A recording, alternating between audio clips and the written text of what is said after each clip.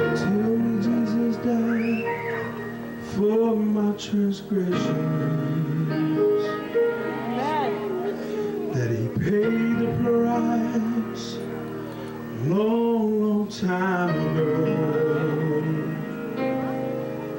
when he gave his life for me on the hill called Calvary. But there's something else that I want to know. Does he still feel the nails every time I fail? Can he hear the crowd cry, crucify again? Am I causing him pain?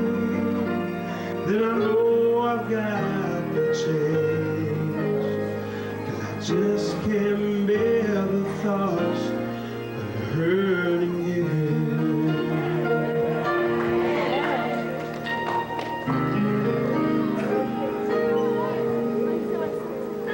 I guess I'm real good at breaking promises,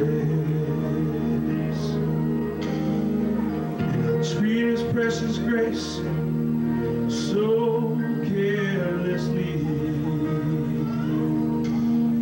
Each time he forgives, what if he relives the agony he felt on that tree? Does he still feel the nails every time I fail? Can you hear the crowd cry, crucify again? Am I causing him pain? Then I know I gotta change, 'cause I just can't bear the thoughts of hurting him.